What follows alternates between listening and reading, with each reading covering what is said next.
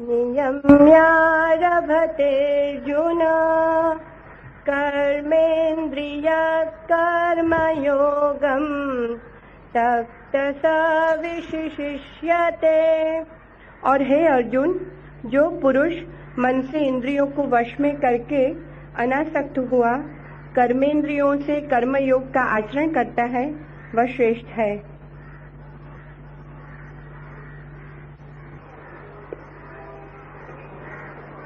मनुष्य के मन में वासना है, कामना है,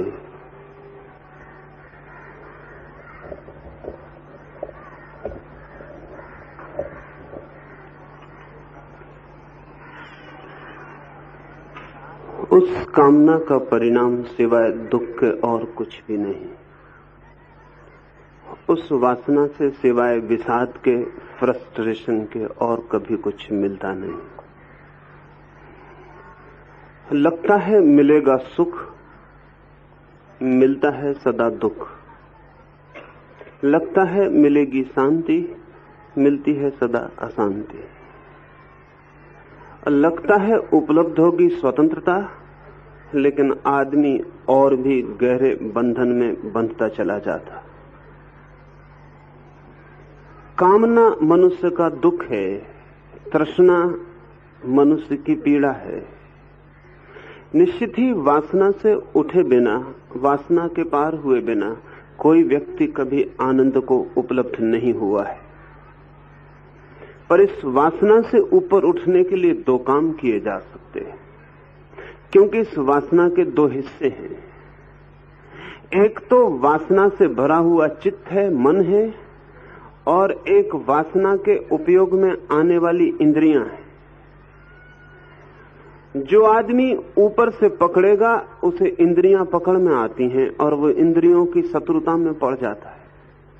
कृष्ण ने कहा वैसा आदमी नासमझ है, अज्ञानी है, मूढ़ है। दूसरी बात अब वे कह रहे हैं लेकिन वो मनुष्य श्रेष्ठ है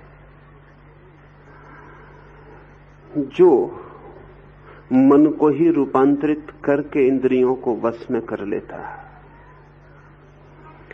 इंद्रियों का वश में होना इंद्रियों का मर जाना नहीं, इंद्रियों का वश में होना इंद्रियों का निर्वीर्य हो जाना नहीं, इंद्रियों का वश में होना इंद्रियों का असक्त हो जाना नहीं।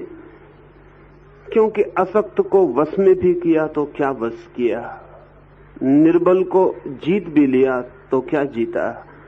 कृष्ण कहते हैं श्रेष्ठ है वो पुरुष जो इंद्रियों से लड़ता ही नहीं बल्कि मन को ही रूपांतरित करता है और इंद्रियों को वश में कर लेता है। मारता नहीं, लड़ता नहीं, वश में कर लेता है।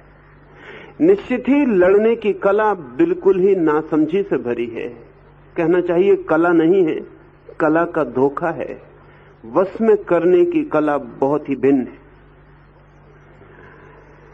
इंद्रियां किसके वश में होती हैं?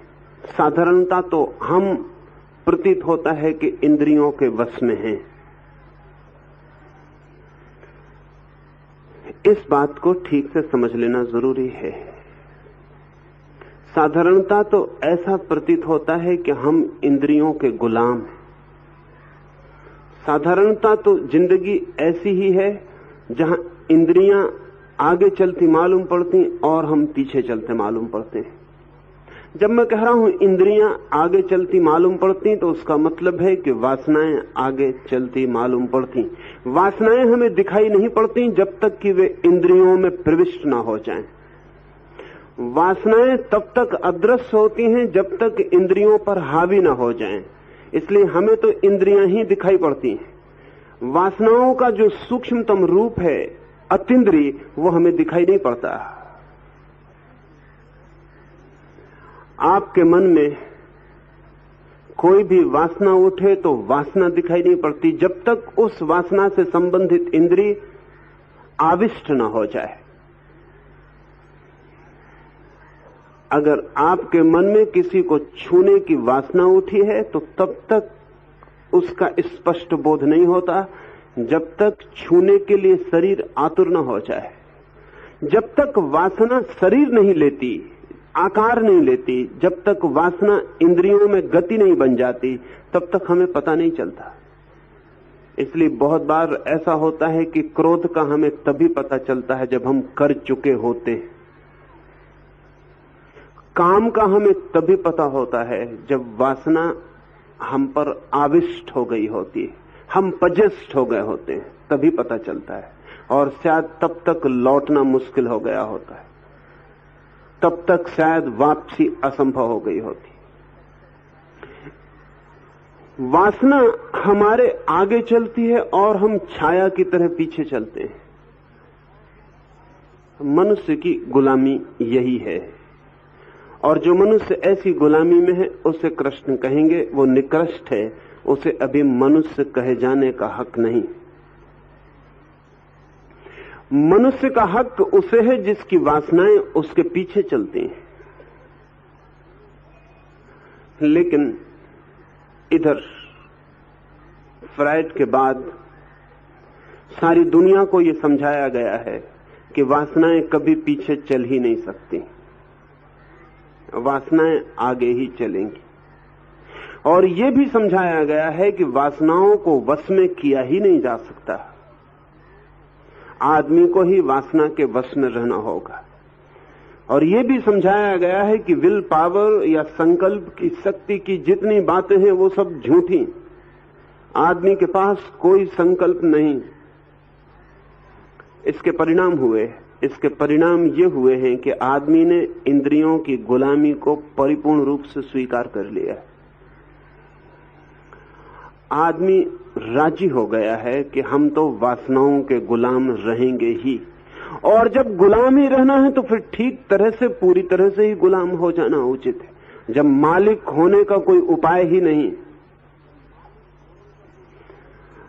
शरीरवादी सदा से यही कहते रहे, इस देश में भी शरीरवादी थे। सच तो यह है अधिक लोग शरीरवादी ही हैं,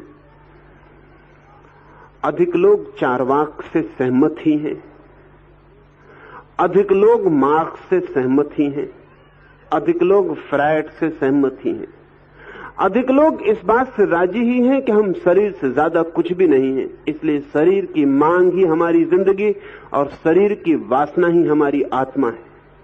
इसलिए जहां ले जाएं अंधी इंद्रियां और जहां ले जाएं अंधी वासनाएं, हमें वहीं भागते चले जाना है। आदमी का कोई वश नहीं है।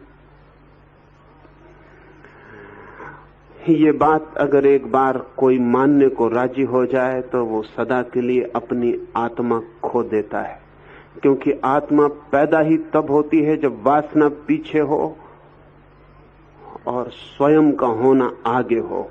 आत्मा का जन्म ही तब होता है जब वासना छाया बन जाए। जब तक वासना आगे होती है और हम छाया होते हैं, तब तक हम में आत्मा पैदा नहीं होती, सिर्फ संभावना होती, पोटेंशियलिटी होती है, एक्चुअलिटी नहीं होती। तब तक आत्मा हमारे लिए बीज की तरह होती है, वृक्ष की तरह नहीं होती। कृष्ण कह रहे हैं वो आदमी श्रेष्ठ है अर्जुन, जो अपनी इंद्रियों को मन के वश में कर लेता है। मन के वश में इंद्रियों को करिएगा कैसे? हमें तो एक ही रास्ता दिखाई पड़ता है कि लड़ो, इंद्रियों को दबा दो तो इंद्रियां वश में हो जाएंगी। दबाने से कोई इंद्रिय वश में नहीं होती। दबाने से सिर्फ इंद्रियां परवर्ट होती हैं, विकृत होती हैं, और सीधी मांगे तिरछी मांगे बन जाती, और हम सीधे न चल के पीछे के दरवाजों से पहुंचने लगते हैं और पाखंड फलित होता है। दबाना मार्ग नहीं है, फिर क्या मार्ग है? मनुष्य की वासनाएं तब तक उसे पकड़ी रहती हैं जब तक उसके पास संकल्प, विल ना हो, जब तक उसके पास संकल्प जैसी सत्ता का जन्म ना हो। इस संकल्प के संबंध में थोड़ा गहरे उतरना आवश्यक है, क्योंकि इसके बिना कोई आदमी कभी वासनाओं पर वश नहीं पा सकता है। संकल्प का क्या अर्थ है? संकल्प का अर्थ इंद्रियों का दमन नहीं, संकल्प का अर्थ स्वयं के होने का अनुभव है। संकल्प का अर्थ है स्वयं की मौजूदगी का अनुभव। आपको भूख लगी है, शरीर कहता है कि भूख लगी है, आप कहते हैं कि सुन ली मैंने आवाज, लेकिन अभी मैं भोजन करने को राजी नहीं हूं। और अगर आप पूरे मन से ये बात कह सकें कि अभी मैं भोजन करने को राजी नहीं हूं, शरीर तत्काल मांग बंद कर देता है, तत्काल मांग बंद कर देता है। जैसे ही शरीर को पता चल जाए कि आपके पास शरीर से ऊपर भी संकल्प है, वैसे ही शरीर तत्काल मांग बंद कर देता है। आपकी कमजोरी ही शरीर की ताकत बन जाती, आपकी ताकत ही शरीर की कमजोरी बन जाती। लेकिन हम कभी शरीर से भिन्न अपनी कोई घोषणा नहीं करते। कभी छोटे छोटे प्रयोग करके देखना जरूरी है, बहुत छोटे प्रयोग जिनमें आप शरीर से भिन्न अपने होने की घोषणा करते हैं। सारे धर्मों ने इस तरह के प्रयोग विकसित किए हैं, लेकिन करीब करीब सभी प्रयोग नासमझ लोगों के हाथ में पड़ के व्यर्थ हो जाते। उपवास इसी तरह का प्रयोग था जो मनुष्य के संकल्प को जन्माने के लिए था। आदमी अगर कह सके कि नहीं, भोजन नहीं, पूरे मन से, तो शरीर मांग बंद कर देता है। और जब पहली दफा ये पता चलता है कि शरीर के अतिरिक्त भी मेरी कोई स्थिति है, तो आपके भीतर एक नई ऊर्जा, एक नई शक्ति जन्मने लगती है, अंकुरित होने लगती है। नींद आ रही है और आपने कहा कि नहीं, मैं नहीं सोना चाहता हूं। और अगर ये टोटल है, अगर ये बात पूरी है, अगर ये पूरे मन से कही गई है, तो शरीर तत्काल नींद की आकांक्षा छोड़ देगा। आप अचानक पाएंगे कि नींद खो गई है और जागरण पूरा आ गया है। लेकिन हम जिंदगी में कभी इसका प्रयोग नहीं करते। हम कभी शरीर से भिन्न होने का कोई भी प्रयोग नहीं करते। शरीर जो कहता है हम चुपचाप उसको पूरा करते चले जाते हैं। मैं ये नहीं कह रहा हूं कि शरीर जो कहे उसे आप पूरा न करें, लेकिन कभी कभी किन्हीं क्षणों में अपने अलग होने का अनुभव भी करना जरूरी है। और एक बार आपको ये अनुभव होने लगे कि आप शरीर से भिन्न भी आपका कुछ होना है, तो आप हैरान हो जाएंगे। उसी दिन से आपके मन की ताकत आपकी इंद्रियों पर फैलनी शुरू हो जाएगी। गुरजीएफ एक अद्भुत फकीर अभी कुछ दिन पहले था।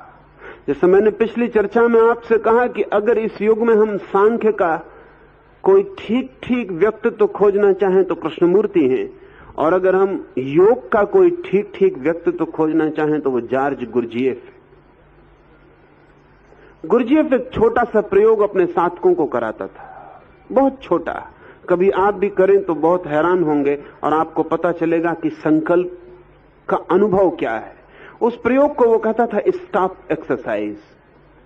वो अपने साधकों को बिठा लेता और वो कहता कि मैं अचानक कहूंगा स्टॉप, तो तुम जहां हो वहीं रुक जाना। अगर किसी ने हाथ उठाया था तो वो हाथ यहीं रुक जाए, अगर किसी की आंख खुली थी तो वो खुली रह जाए, अगर किसी ने बोलने को ओंठ खोले थे तो वो खुले रह जाएं, अगर कोई चलने के लिए कदम उठाया था एक और एक जमीन पर था तो वहीं रह जाए। स्टॉप, ठहर जाओ, तो जो जहां है वो वहीं ठहर जाए, वैसा ही ठहर जाए। और जिन साधकों पर वो 2-3 महीने प्रयोग करता है छोटे से अभ्यास का, उन साधकों को पता चलता है कि जैसे ही वे ठहरते हैं, शरीर तो कहता है पैर नीचे रखो, आंख तो कहती है पलक झपकाओ, ओंठ तो कहते हैं बंद कर लो, लेकिन वे रुक गए। न आंख झपकेंगे, न पैर हटाएंगे, न हाथ हिलाएंगे, अब मूर्ति की तरह रह गए। 3 महीने के थोड़े से अभ्यास में ही उन्हें पता चलना शुरू होता है कि उनके भीतर कोई एक और भी है जो शरीर को जहां चाहे वहां आज्ञा दे सकता है। कभी आपने अपने शरीर को आज्ञा दी? कभी भी आपने आदेश दिया? आपने सिर्फ आदेश लिए, आपने कभी भी आदेश दिया नहीं। वन वे ट्रैफिक है। अभी शरीर की तरफ से आदेश आते हैं, शरीर की तरफ कोई आदेश जाता नहीं है, कभी नहीं जाता। उसके परिणाम खतरनाक हैं। उसका बड़े से बड़ा परिणाम है वो ये है कि हमें कल्पना ही मिट गई है कि हमारे भीतर विल जैसी, संकल्प जैसी भी कोई चीज है। और जिस व्यक्ति के पास संकल्प नहीं है वो व्यक्ति श्रेष्ठ नहीं हो सकता। संकल्पहीनता ही निकृष्टता है। संकल्पवान होना ही आत्मवान होना है। तो कृष्ण कह रहे हैं, अर्जुन, वो मनुष्य श्रेष्ठ है जो अपनी इंद्रियों पर वश पा लेता, जो इंद्रियों का मालिक हो जाता, जो इंद्रियों को आज्ञा दे सकता है, जो कह सकता है ऐसा करो। हम सिर्फ इंद्रियों से पूछते हैं क्या करें। हम जिंदगी भर जन्म से लेकर मृत्यु तक इंद्रियों से पूछते चले जाते हैं क्या करें। इंद्रियां बताए चली जाती हैं और हम करते चले जाते हैं। इसलिए हम शरीर से ज्यादा कभी कोई अनुभव नहीं कर पाते। आत्म अनुभव संकल्प से शुरू होता है और मनुष्य की श्रेष्ठता संकल्प के जन्म के साथ ही यात्रा पर निकलती है।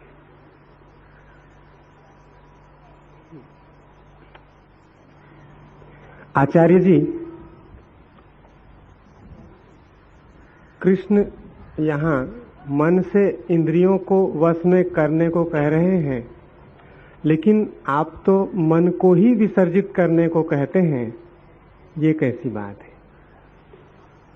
कृष्ण भी यही कहेंगे, मन को विसर्जित करने को कहेंगे, लेकिन मन विसर्जित करने के लिए होना भी तो चाहिए। अभी तो मन है ही नहीं। इंद्रियां और इंद्रियों के पीछे दौड़ना हमारा अस्तित्व है। हमारे पास मन जैसी कोई संकल्प जैसी चीज नहीं। दूसरे चरण पर संकल्प पैदा करना पड़ेगा और तीसरे चरण पर संकल्प को भी समर्पित कर देना होगा। लेकिन समर्पित तो वही कर पाएंगे जिनके पास होगा। जिनके पास नहीं है वो समर्पित क्या करेंगे? हम एक आदमी से कहते हैं धन का त्याग कर दो, लेकिन त्याग के लिए धन तो होना चाहिए ना। जब हम कहते हैं धन का त्याग कर दो, धन हो ही ना तो त्याग क्या करेगा? मन आपके पास है या सिर्फ इंद्रियों की आकांक्षाओं के जोड़ का नाम आपने मन समझा हुआ है? तो जब हमसे कोई कहेगा समर्पण कर दो मन को परमात्मा के चरणों में, तो हमारे पास कुछ होता ही नहीं जिसको हम समर्पण कर दें। हमारे पास केवल दौड़ती हुई वासनाओं का समूह होता है जिनको समर्पित नहीं किया जा सकता। किसी ने कभी कहा है कि वासनाओं को परमात्मा को समर्पित कर दो? किसी ने कभी नहीं कहा। मन को समर्पित किया जा सकता है। एक इंटीग्रेटेड विल हो तो समर्पित की जा सकती है। और समर्पण सबसे बड़ा संकल्प है। बड़े से बड़ा अंतिम संकल्प जो है वो समर्पण। समर्पण तीसरे चरण में संभव है। दूसरे चरण में तो संकल्प ही निर्मित करना पड़ेगा। आत्मा भी तो चाहिए। परमात्मा के चरणों में नैवेद्य चढ़ाना हो तो वासनाओं को लेके पहुंच जाइएगा। आत्मा चाहिए उसके पास चढ़ाने को। आप भी तो होने चाहिए। आप हैं। अगर बहुत खोजेंगे तो आप कहीं ना पाएंगे कि आप हैं।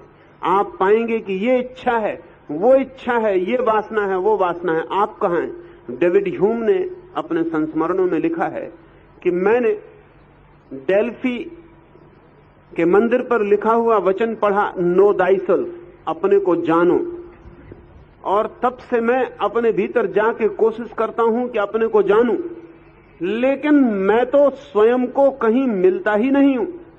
जब भी मिलता है भीतर तो कोई इच्छा मिलती है, कोई विचार मिलता है, कोई वासना मिलती है, कोई कामना मिलती है। मैं तो कभी भीतर मिलता ही नहीं हूं। मैं थक गया खोज खोज के। जब भी मिलती है कोई वासना, कोई कामना, कोई इच्छा, कोई विचार, कोई स्वप्न, मैं तो कहीं मिलता ही नहीं हूं, मिलेगा भी नहीं। क्योंकि स्वयं को जानने के पहले वासनाओं के बीच में स्वयं की सत्ता को भी तो अंकुरित करना पड़ेगा। और डेविड ह्यूम ठीक कहता है, आप भी भीतर जाएंगे तो आत्मा नहीं मिलेगी। विचार मिलेंगे, वासनाएं मिलेंगी, इच्छाएं मिलेंगी। आत्मा तो संकल्प के द्वार से ही मिल सकती है। इसलिए निश्चित ही धर्म का पहला चरण है संकल्प को निर्मित करो, क्रिएट द विल फोर्स, और दूसरा चरण है निर्मित संकल्प को सरेंडर करो, समर्पण करो। पहला चरण है आत्मवान बनो, दूसरा चरण है आत्मा को परमात्मा के चरणों में फूल की तरह चढ़ा दो। पहला चरण है आत्मा को पाओ, दूसरा चरण है परमात्मा को पाओ। आत्मा को पाना हो तो वासनाओं से ऊपर उठना पड़ेगा, और परमात्मा को पाना हो तो आत्मा से भी ऊपर उठना पड़ेगा। आत्मा को पाना हो तो वासनाओं पर बस चाहिए, और परमात्मा को पाना हो तो आत्मा पर भी बस चाहिए। वो लेकिन दूसरा चरण है, वो इसके विपरीत नहीं है, वो इसी का आगे का कदम। जिसके पास है वही तो समर्पित कर सकेगा। जीसस का एक बहुत अद्भुत वचन है, वो मैं आपको याद दिलाऊं, वो कृष्ण की बात के बहुत करीब।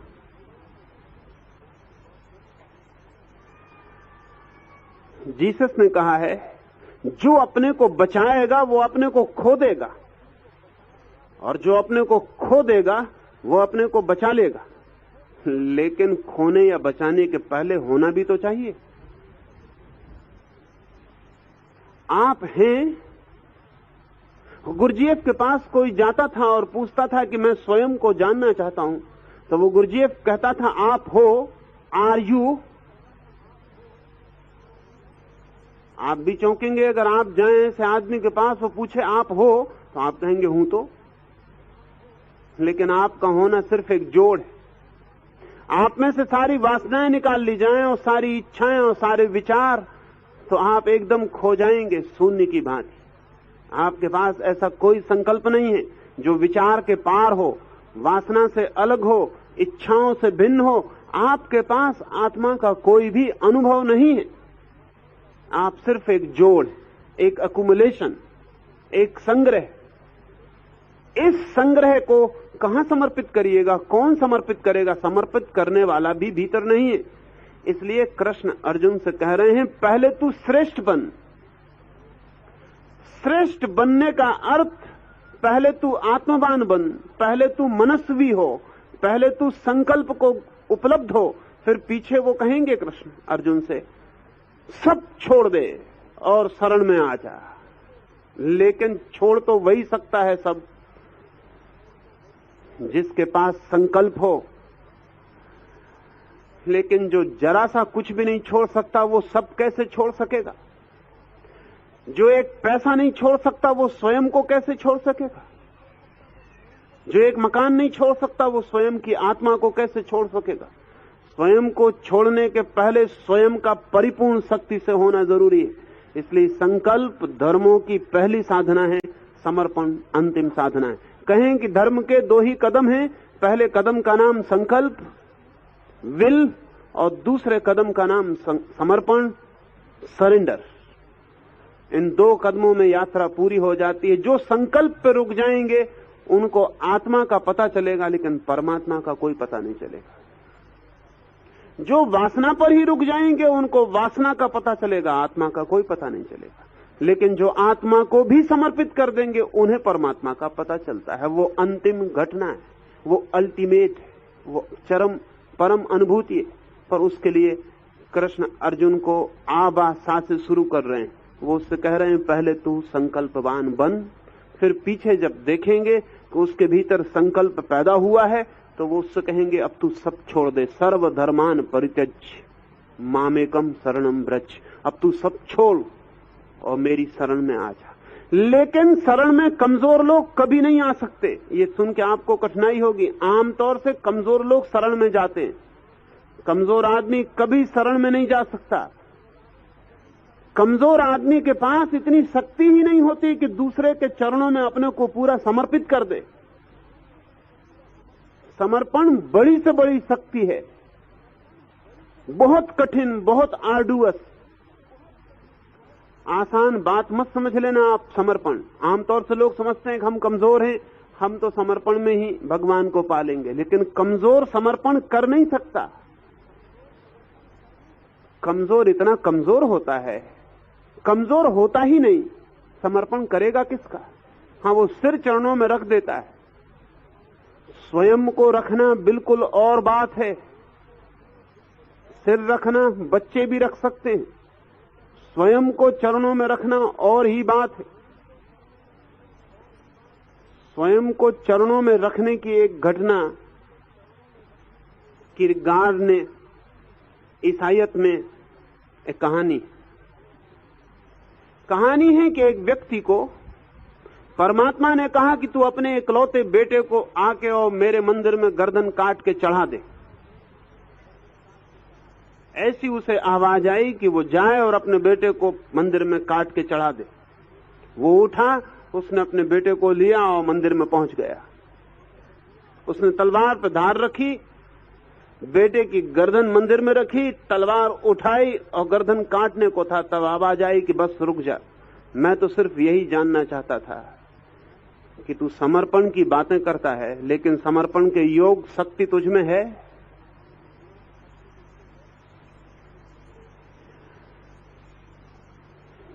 बेटे की गर्दन काटने में भी लेकिन उतनी शक्ति नहीं पड़ती जितनी अपनी गर्दन काटने में पड़ती है। समर्पण का मतलब है अपनी ही गर्दन चढ़ा देना, सिर झुकाना नहीं, क्योंकि वो तो क्षण झुकाया और उठा लिया। समर्पण का मतलब है झुके तो झुके रहे, झुके तो झुक गए। समर्पण का मतलब है अब ये गर्दन न उठेगी। समर्पण का मतलब है अब हम गए चरणों में, अब वे चरण ही सब कुछ, अब हम नहीं। लेकिन कौन करेगा ये वही कर सकता है जिसने पहले संकल्प को संग्रहित कर लिया हो, जिसके भीतर एक इंटीग्रेटेड इंडिविजुएशन घटित हो गया हो, जिसके भीतर आत्मा क्रिस्टलाइज हो गई हो, जिसके भीतर आत्मा निर्मित हो गई हो। वो आदमी आत्मा से आखिरी काम भी कर सकता है कि समर्पण कर दे। इसलिए कृष्ण अर्जुन को पहला पाठ दे रहे, वो कह रहे हैं श्रेष्ठ पुरुष वो है जिसका मन वासनाओं पर, इंद्रियों पर वश पा लेता है।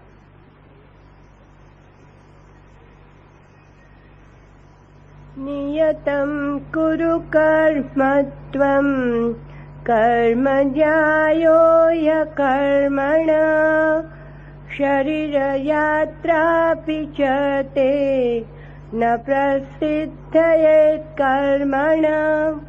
इसलिए तू शास्त्र विधि से नियत किए हुए स्वधर्म रूप कर्म को कर, क्योंकि कर्म न करने की अपेक्षा कर्म करना श्रेष्ठ है, तथा कर्म न करने से तेरा शरीर निर्वाह भी नहीं सिद्ध होगा। कर्म ना करने की अपेक्षा कर्म करना श्रेष्ठ है, क्योंकि कर्म ना करना सिर्फ वंचना है, डिसेप्शन है। कर्म तो करना ही पड़ेगा, जो करना ही पड़ेगा उसे होशपूर्वक करना श्रेष्ठ है। जो करना ही पड़ेगा उसे जानते हुए करना श्रेष्ठ है। जो करना ही पड़ेगा उसे स्पष्ट रूप सामने के द्वार से करना श्रेष्ठ है। जब करना ही पड़ेगा तो पीछे के द्वार से जाना उचित नहीं। जब करना ही पड़ेगा तो अनजाने बेहोशी में अपने को धोखा देते हुए करना ठीक नहीं, क्योंकि तब करना गलत रास्तों पर ले जा सकता है। जो अनिवार्य है वो जागृत स्वीकृति पूर्वक समग्र चेष्टा से ही किया जाना उचित है। इसलिए कृष्ण कहते हैं जो करना ही है उसे परिपूर्ण रूप से जानते हुए होशपूर्वक स्वधर्म की तरह करना उचित है। और एक दूसरी बात कहते हैं, वे कहते हैं जो स्वधर्म है, और साथ में एक बात कहते हैं शास्त्र सम्मत, जो शास्त्र सम्मत स्वधर्म है।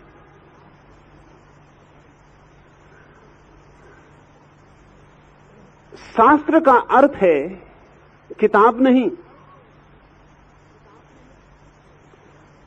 शास्त्र का मौलिक गहरा अर्थ है आज तक जिन लोगों ने जाना उनके द्वारा सम्मत, जो जानते हैं उनके द्वारा सम्मत, जो पहचानते हैं उनके द्वारा सम्मत।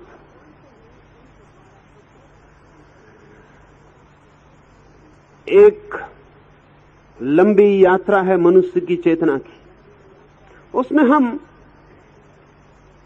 150 वर्ष के लिए आते हैं और विदा हो जाते।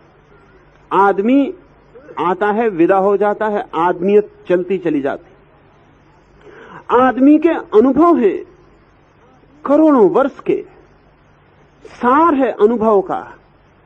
आदमी ने जाना है, उस जाने को निचोड़ कर रखा है। कृष्ण कह रहे हैं कि वो जो अनादि से, सदा से जानने वाले लोगों ने जिस बात को कहा है, उससे सम्मत स्वधर्म। इसमें दो बातें समझ लेनी जरूरी हैं। एक तो इस देश में बहुत प्राचीन समय से हमने समाज को 4 वर्णों में बांट रखा था।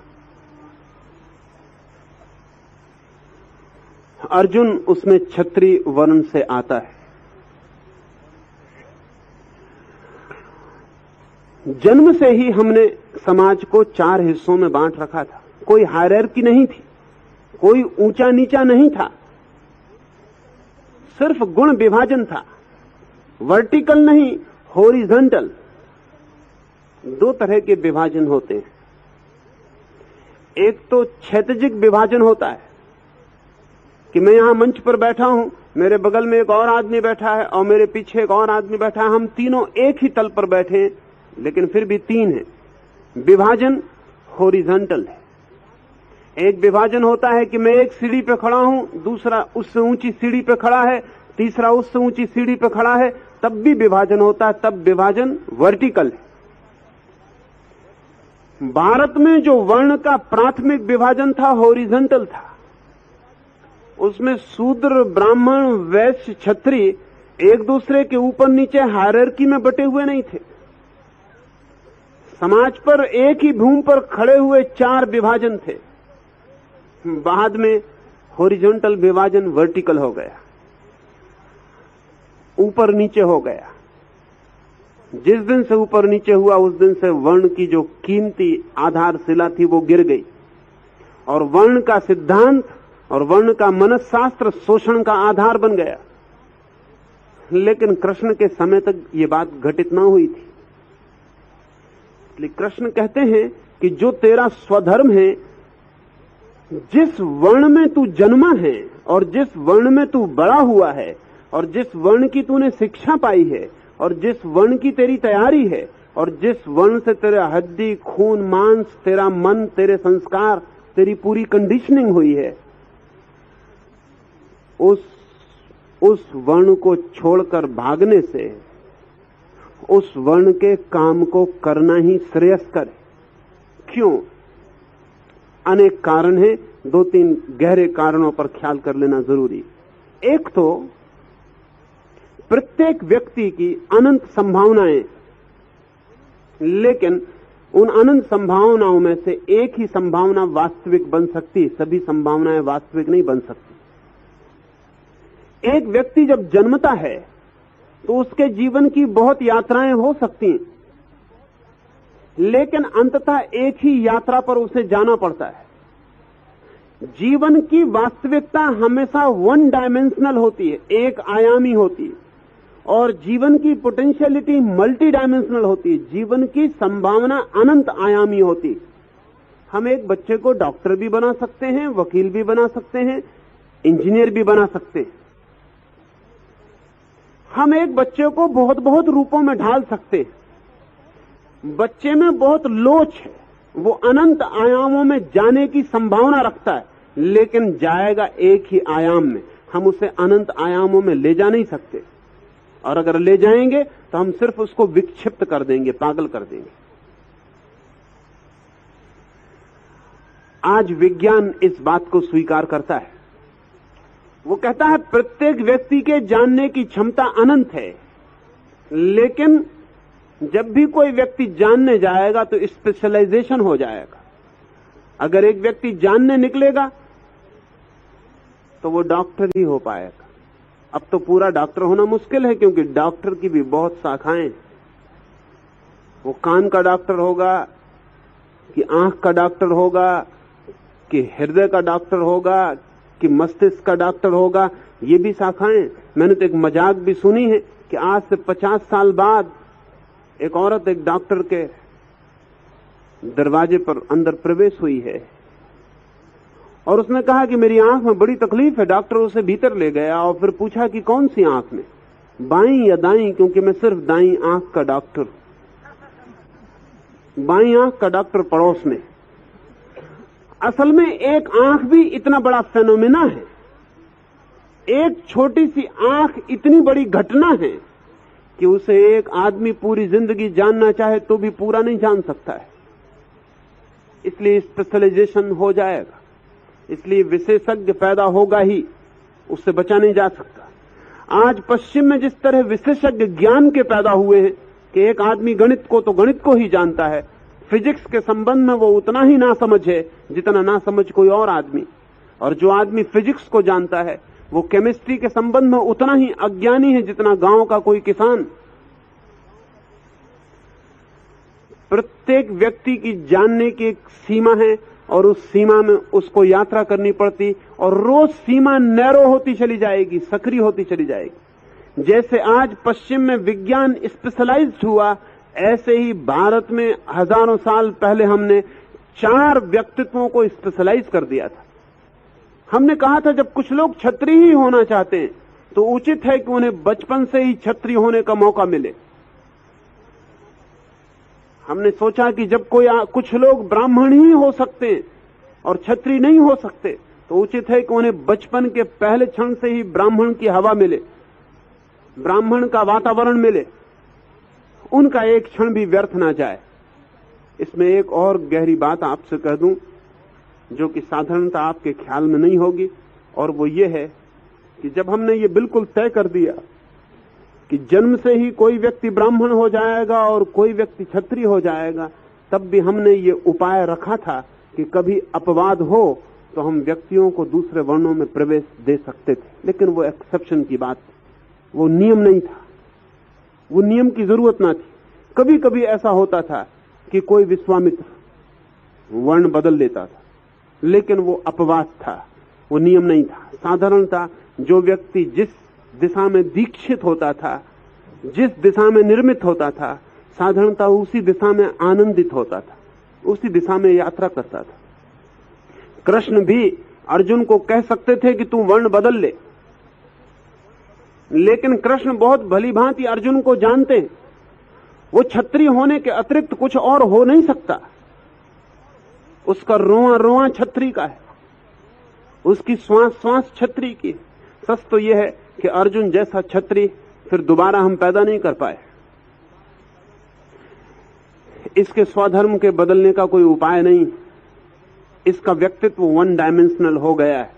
सारी तैयारी उसकी जिस काम के लिए है उसी से वो छोड़ के भागने की बात कर रहा है। जब हमने ये तय कर लिया था कि लोग जन्म से ही 4 वर्गों में हमने उन्हें बांट दिया था, तो हमने आत्माओं को भी जन्म लेने के चयन की सुविधा दे दी थी। ये जरा ख्याल में ले लेना जरूरी है, और इस पर ही वर्णों का जन्मगत आधार टिका था। आज जो लोग भी वर्ण के विरोध में बात करते हैं उन्हें इस संबंध का जरा भी कोई पता नहीं है। जैसे ही एक व्यक्ति मरता है उसकी आत्मा नया जीवन खोजती है।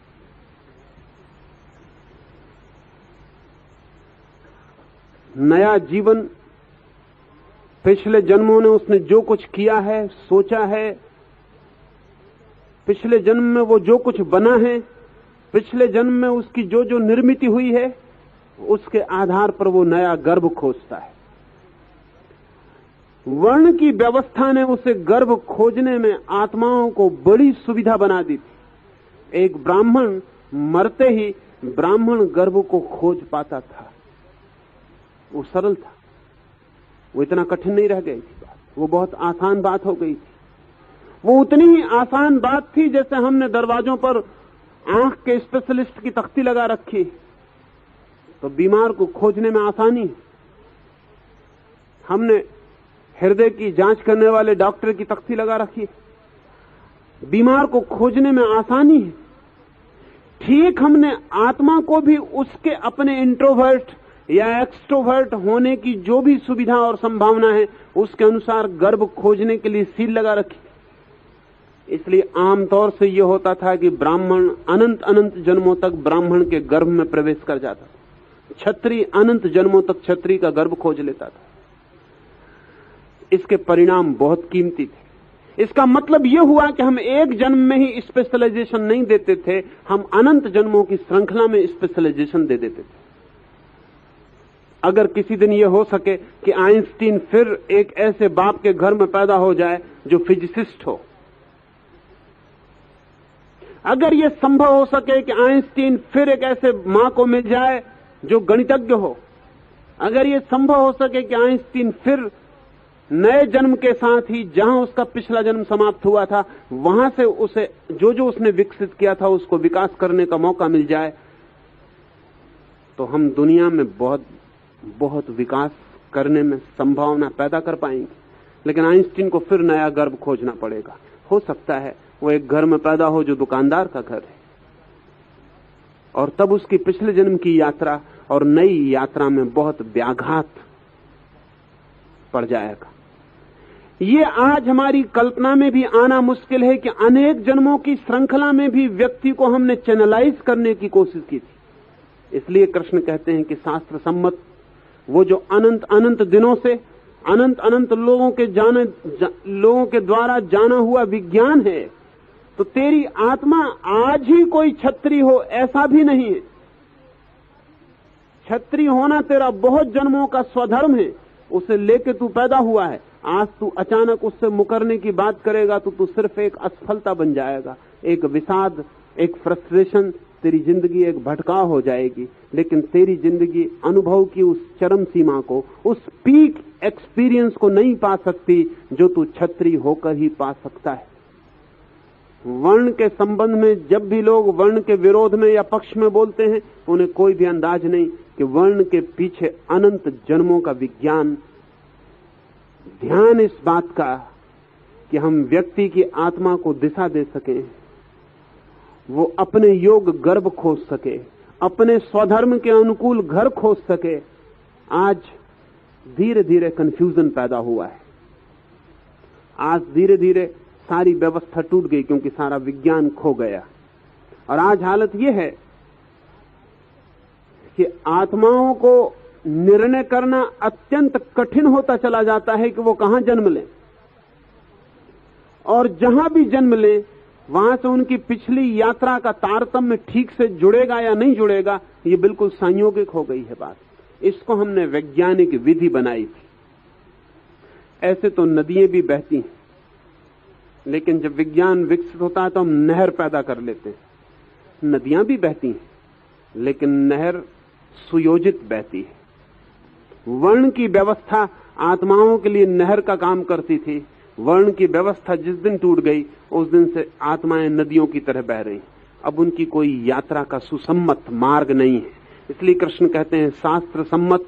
शास्त्र सम्मत अर्थात उस दिन तक जानी गई आत्माओं का जो विज्ञान था उससे सम्मत जो बात है अर्जुन, तो स्वधर्म को कर, वही श्रेयस्कर है। और वैसे भी ना करने से सदा करना श्रेयस्कर है, क्योंकि करने से बचने का कोई उपाय नहीं। आचार्य जी, पिछले श्लोक में आपने कहा, संकल्प की बात की, तो संकल्प में और इंद्रियों के दमन में क्या फर्क है यह जानना चाहते हैं। संकल्प में और इंद्रियों के दमन में बुनियादी फर्क है। संकल्प पॉजिटिव एक्ट है, विधायक कृत्य है, और इंद्रियों का दमन निगेटिव एक्ट है, नकारात्मक कृत्य। इसे ऐसा समझें, एक आदमी को भूख लगी, वो भूख को दबा रहा है, नकारात्मक। वो ये नहीं कह रहा है कि मैं खाना नहीं खाऊंगा, भूख अब मत लग, नहीं, वो ये नहीं कह रहा है। मन में तो वो सोच रहा है कि खाना खाना है, भूख लगी, उसे उभार रहा है और दबा भी रहा है। लेकिन उसका कोई पॉजिटिव विल नहीं है कि जो कहे कि नहीं खाना नहीं खाना, बात बंद। ऐसा कोई विधायक कृत्य नहीं है। भूख लगी है वो उसको दबाया जा रहा है, भूख से लड़ रहा है, लेकिन भूख से अन्यथा उसके पास कोई संकल्प का जन्म नहीं हो रहा है। इसे ऐसा समझें,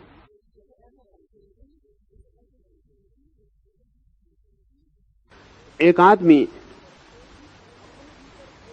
अपने भीतर कोई भी कामना उठी है, समझें कि काम वासना उठी, जिसके प्रति उठी है उसके साथ काम का संबंध संभव नहीं है। सामाजिक होगी परिस्थिति और कोई परिस्थिति होगी संभव नहीं। वासना को उकसा रहा है और दबा भी रहा है। वासना को उकसा रहा है, अगर संभव हो तो वासना को पूरा करना चाहेगा, लेकिन संभव नहीं, असुविधापूर्ण है, खतरनाक है, सुरक्षा नहीं है, मर्यादा के बाहर है, समाज के नियम के विपरीत है, प्रतिष्ठा को धक्का लगेगा, अहंकार के पक्ष में नहीं पड़ता है। पत्नी क्या कहेगी, पिता क्या कहेगा, भाई क्या कहेगा, लोग क्या कहेंगे, ये सारी बातें नकारात्मक हैं, इसलिए वो अपनी काम वासना को दबा रहा है। हालांकि साथ में ही वो काम वासना से बंधे हुए चित्रों को भी उभारता चला जा रहा है, रस भी ले रहा है, दबा भी रहा है। इससे विल पैदा नहीं होगी, इससे विल थोड़ी बहुत होगी तो वो भी नष्ट हो जाएगी।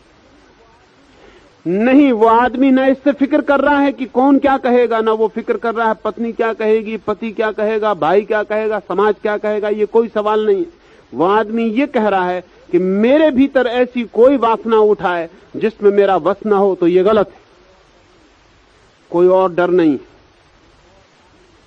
कोई और कारण नहीं, सिर्फ मैं अपने भीतर वासनाओं के पीछे नहीं चलना चाहता हूं, मैं मालिक होना चाहता हूं। इसलिए वो कहता है चुप। तब फिर वो कल्पनाएं नहीं करता, इमेजरी नहीं करता, सेक्सुअल इमेज नहीं पैदा करता, प्रतिमाएं नहीं बनाता, सपने नहीं देखता। वो कहता है बस। और ये जो बस है ये किसी चीज को दबाने में कम लगता है, किसी चीज को जगाने में ज्यादा लगता है। अब वो अपने को जगा रहा है, वो कह रहा है कि मैं इतनी ताकत मुझ में होनी चाहिए कि मैं जब कहूं बस तो बात समाप्त हो जाए। तब उसके भीतर संकल्प पैदा होगा। संकल्प एक क्रिएटिव एक्ट है। संकल्प अपने भीतर किसी नई शक्ति को जगाना है और दमन अपने भीतर पुरानी वासनाओं की शक्तियों को ही दबाना है। दबाने में पुरानी शक्तियां ही नजर में होंगी, उठाने में नई शक्ति का आविर्भाव होगा। अब इस नई शक्ति के आविर्भाव के लिए इसीलिए सीधा वासनाओं से प्रयोग करना शुभ नहीं होता।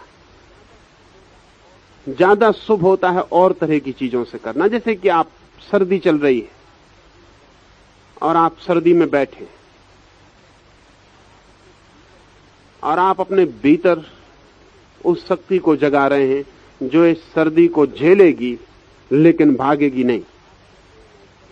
आप कहते हैं मैं सर्दी में घंटे भर बैठूंगा, भागूंगा नहीं।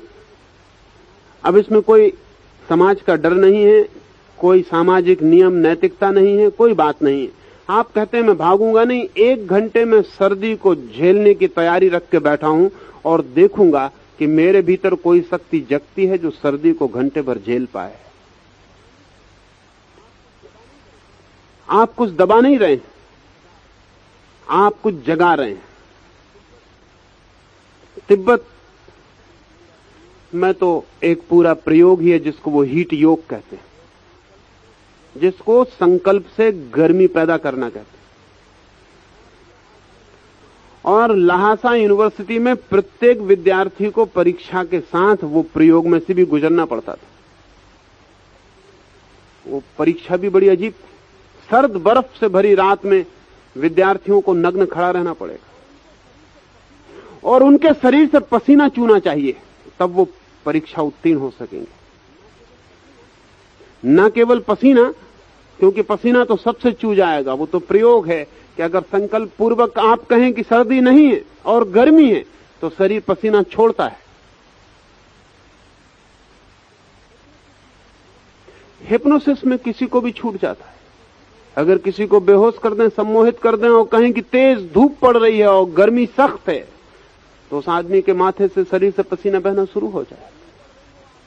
गर्मी पड़ रही हो, आप पसीने से भरे हो और हिप्नोटाइज्ड आदमी बेहोश पड़ा है, हिप्नोटिस्ट उससे कहे कि सर्दी बहुत जोर की, बर्फ पड़ रही बाहर और ठंडी हवाएं आ रही हैं, हाथ पैर कप रहे हैं, उस गर्मी की हालत में उसके हाथ पैर कपने शुरू हो जाए। अगर बेहोशी की सम्मोहन की हालत में आपके हाथ में एक साधारण रुपया रख दिया जाए और आपसे कहा जाए कि हाथ पे अंगारा रखा है, तो आप इस तरह चीख के उसको फेंकेंगे जैसे हाथ पे अंगारा हो। यहां तक तो ठीक है, लेकिन हाथ पर फफोला भी आ जाएगा, क्योंकि जब संकल्प ने स्वीकार कर लिया कि अंगारा है तो शरीर को स्वीकार करना ही पड़ता है। अगर हाथ में मान लिया कि अंगारा है तो शरीर को जलना ही पड़ेगा, फफोला उठ ही आएगा। तो उस यूनिवर्सिटी में, लहासा यूनिवर्सिटी में, तिब्बती लामा जब अपनी पूरी शिक्षा करके बाहर निकलेगा तो उसे यह भी प्रमाण देना पड़ेगा, ये संकल्प की परीक्षा होगी। पसीना तो सभी को आ जाएगा, लेकिन ये कैसे पता चलेगा पहला कौन आया दूसरा कौन आया? तो सबके पास पानी में डुबाए हुए गीले कपड़े रखे रहेंगे, उन कपड़ों को पहनो और शरीर को इतना गर्मा लो कि कपड़े सूख जाएं, तो जो जितने कपड़े रात भर में सुखा देगा वो प्रथम, जो उससे कम सुखा पाएगा वो द्वितीय, जो उससे कम सुखा पाएगा वो तृतीय। और अब ये कोई तिब्बत की ही बात नहीं रह गई, आज तो पश्चिम की भी बहुत सी प्रयोगशाला में सम्मोहन के द्वारा ये बात सिद्ध हो चुकी है कि मनुष्य के मन का संकल्प जो स्वीकार कर ले वही घटित होना शुरू हो जाता है।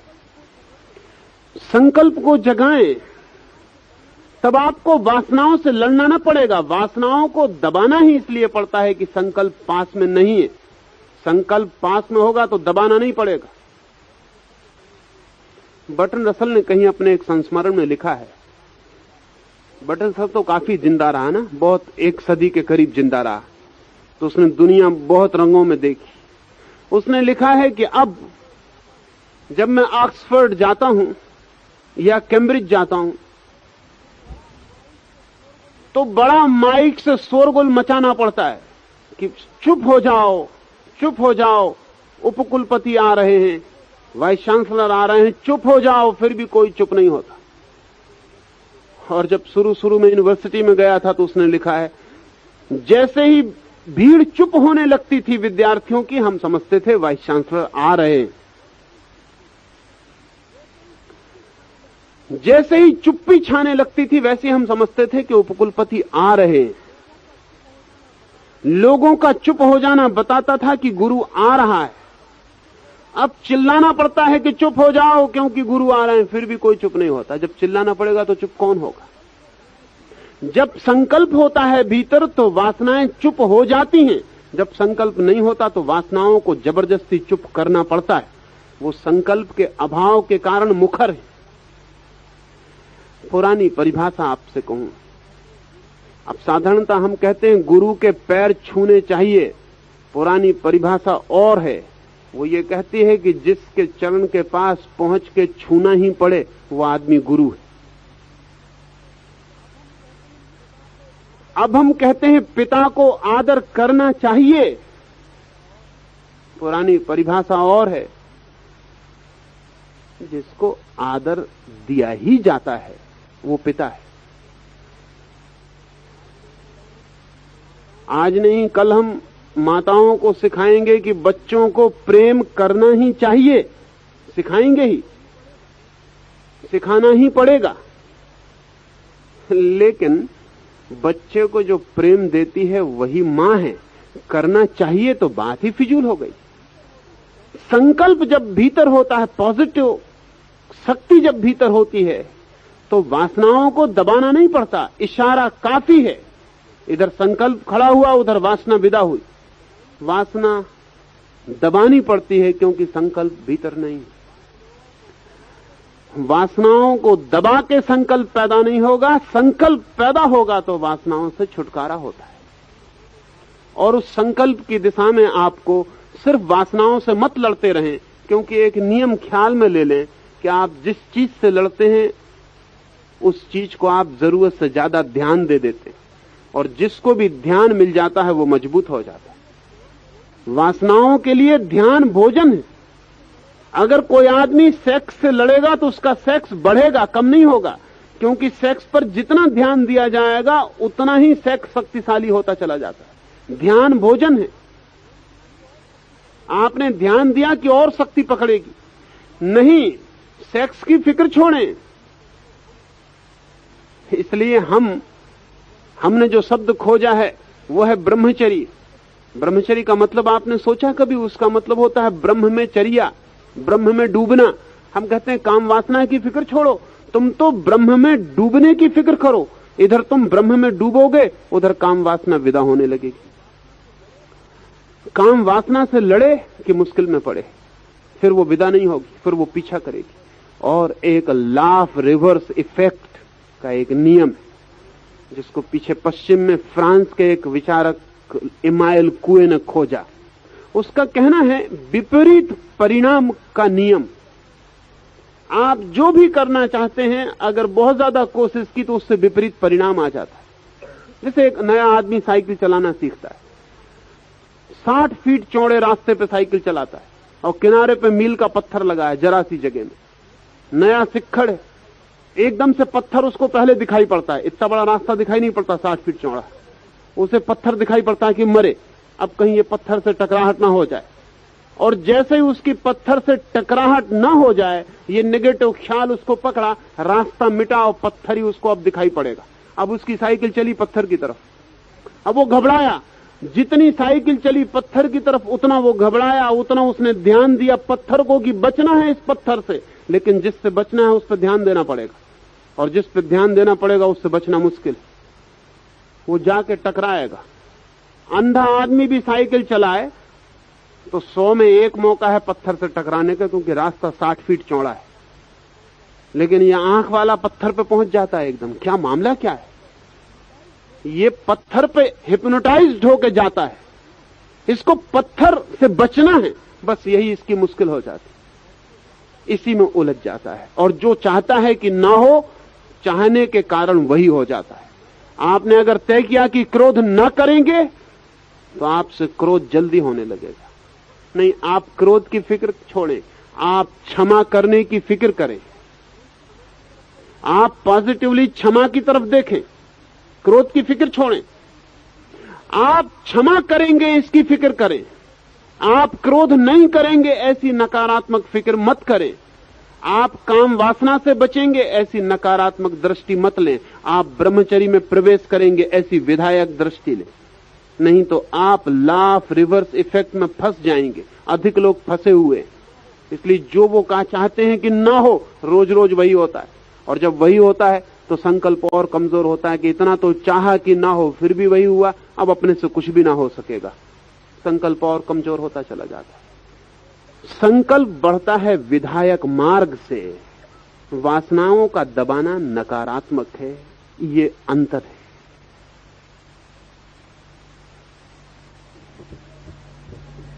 यज्ञार्थात् कर्मणोऽन्यत्र लोकोऽयं कर्म बन्धन तदर्थं कर्म कौन्तेय मुक्तसंग समाचर। और हे अर्जुन, बंधन के भय से भी कर्मों का त्याग करना योग्य नहीं है, क्योंकि यज्ञ अर्थात विष्णु के निमित्त किए हुए कर्म के सिवाय अन्य कर्म में लगा हुआ ही यह मनुष्य कर्मों द्वारा बनता है। इसलिए हे अर्जुन, आसक्ति से रहित हुआ उस परमेश्वर के निमित्त कर्म का भली प्रकार आचरण कर। एक और भी अद्भुत बात कृष्ण कहते हैं। वो कहते हैं कर्मों के बंधन से बचने के ही निमित्त जो आदमी कर्म से भागता है वो उचित नहीं करता है। वो जो मैं कह रहा था वही बात, लॉ ऑफ रिवर्स इफेक्ट। जो आदमी कर्मों के बंधन से बचने के लिए ही कर्मों को छोड़कर भागता है वो उल्टे परिणाम को उपलब्ध होगा, वो और बंध जाएगा। और फिर कर्मों के बंधन से भागने की जो इच्छा है वो स्वयं की स्वतंत्रता की घोषणा नहीं, स्वयं की परतंत्रता की ही घोषणा है। कर्म के बंधन से कोई भाग भी ना सकेगा, क्योंकि कहीं भी जाए, कुछ भी करे, कर्म करना ही पड़ेगा। तब क्या करे आदमी? तो कृष्ण कहते हैं यज्ञ रूपी कर्म। कृष्ण कहते हैं ऐसा कर्म जो प्रभु को समर्पित है, ऐसा कर्म जो मैं अपने लिए नहीं कर रहा हूं, परमात्मा ने जीवन दिया, जन्म दिया, जगत दिया, उसने ही कर्म दिया, उसके लिए ही कर रहा हूं। ऐसे यज्ञ रूपी कर्म को जो करता है वो बंधन में नहीं पड़ता है। इसमें दो बातें ध्यान देनी योग्य। एक तो सिर्फ बंधन से बचने के लिए जो भागता है वो भाग नहीं पाएगा, वो नए बंधनों में गिर जाएगा। ध्यान रहे, बंधन से बचने के लिए भागने वाला शक्तिशाली व्यक्ति नहीं, भागते सिर्फ कमजोर है, शक्तिशाली भागते नहीं। कमजोर ही भागता है, और जितना भागता है उतना और कमजोर हो जाता है। भयभीत भागता है, और जो भयभीत है वो यहां बंधन में है, जहां भी जाएगा वहां बंधन में पड़ जाएगा। कमजोर बंधन से बचेगा कैसे? एक आदमी गृहस्थी में, वो कहता है घर बंधन है। बड़े आश्चर्य की बात है, घर कहीं भी नहीं बांधता। दरवाजे खुले, घर कहीं भी लोहे की श्रृंखला नहीं बना हुआ है, घर कहीं पैर में जंजीर की तरह अटका नहीं है, घर कहीं नहीं बांधता। लेकिन वो आदमी कहता है घर बांधता है, तो मैं घर छोड़ दूं। अब समझने जैसा जरूरी है कि उसको घर बांधता है तो घर छोड़ने से वो मुक्त हो जाएगा। लेकिन घर किसको बांधेगा? घर तो बिल्कुल जड़ है, वो न बांधता है न स्वतंत्र करता है। जब ये छोड़ के जाने लगेगा तब इतना भी नहीं कहेगा कि रुको, कहां जा रहे हो, वो इसकी फिक्र ही नहीं करेगा। लेकिन ये कहता है घर बांधता है। असल में ये बात कहीं न कहीं गलत समझ रहा है। ये घर को अपना मानता है, इससे बंधता है, घर नहीं बांधता। मेरा है घर, मेरे से घर बनता है, लेकिन मेरा तो इसके पास ही रहेगा, ये घर छोड़ के भाग जाएगा। तब मेरा आश्रम, फिर मेरा आश्रम बांध लेगा। वो मेरा इसके साथ चला जाएगा, वो मेरा इसकी कमजोरी है। घर तो छूट जाएगा, घर छोड़ने में क्या कठिनाई? घर जरा भी नहीं रोकेगा कि रुकिए, बल्कि प्रसन्न नहीं होगा कि गए तो अच्छा हुआ, उपद्रव टला। लेकिन आप उस तरकीब को तो साथ ही ले जाएंगे जो गुलामी बनेगी, तो मेरा आश्रम हो जाएगा, फिर वो बांध लेगा। पत्नी नहीं बांधती, पत्नी को छोड़ के भाग जाए तो क्या काम वासना पत्नी को छोड़ के भागने के साथ पत्नी के पास छूट जाएगी? तो पत्नी नहीं थी आपके पास तब काम वासना नहीं थी। जब यात्रा पर चले जाते हैं पत्नी नहीं होती तब काम वासना नहीं होती। और जब पत्नी को छोड़ के चले जाएंगे तो काम वासना पत्नी के पास छूट जाएगी कि आपके साथ चली जाएगी? वो काम वासना आपके साथ चली जाएगी। और ध्यान रहे, पत्नी तो पुरानी पड़ गई थी, नई स्त्रियां दिखाई पड़ेंगी जो बिल्कुल नई होंगी। वो वासना उन नई पर और भी ज्यादा लोलुप होकर बन जाएगी। भागता हुआ आदमी ये भूल जाता है कि जिससे वो भाग रहा है वो बांधने वाली चीज नहीं है, जो भाग रहा है वही बंधने वाला है। इसलिए कृष्ण कहते हैं भागना व्यर्थ है, पलायन व्यर्थ है, एस्केप व्यर्थ है। और ध्यान रहे, इस पृथ्वी पर एस्केप के खिलाफ, पलायन के खिलाफ कृष्ण से ज्यादा बड़ी आवाज दूसरी पैदा नहीं हुई। पलायन व्यर्थ है, भागना व्यर्थ है। भाग कर जाओगे कहां? अपने से भागोगे कैसे? सबसे भाग जाओगे, खुद तो साथ ही रहोगे, और उस खुद में ही सारी बीमारियां हैं। इसलिए कृष्ण कहते हैं कर्म से कोई अगर बंधन छूटने के लिए भागता है तो ना समझ। कर्म में कोई बंधन नहीं है, कर्म मेरा है, यही बंधन। इसलिए अगर कर्म को परमात्मा का है ऐसा कहने का कोई साहस जुटा ले तो कर्म यज्ञ हो जाता और उसका बंधन गिर जाता। क्यों गिर जाता है? क्योंकि फिर वो मेरा नहीं रह जाता। सार बात इतनी है कि मेरा ही बंधन है, चाहे वो मेरा मकान हो, चाहे मेरा धन हो, चाहे मेरा बेटा हो, चाहे मेरा धर्म हो, चाहे मेरा कर्म हो, चाहे मेरा सन्यास हो, जो भी मेरा है वो बंधन बन जाएगा। सिर्फ एक तरह का कर्म बंधन नहीं बनता, ऐसा कर्म जो मेरा नहीं परमात्मा का है। ऐसे कर्म का नाम यज्ञ है।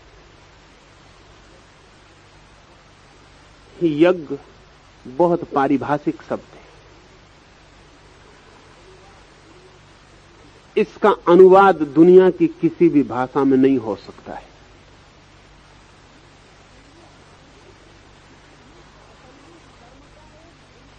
असल में कर्म का एक बिल्कुल ही नया रूप, जिसमें मैं करता नहीं रहता बल्कि परमात्मा करता होता है। कर्म की एक बिल्कुल नई अवधारणा, कर्म का एक बिल्कुल नया कंसेप्शन कि जिसमें मैं करता नहीं होता, मैं सिर्फ निमित्त होता हूं और कर्ता परमात्मा होता है। जिसमें मैं सिर्फ बांसुरी बन जाता हूं, गीत परमात्मा का, स्वर उसके।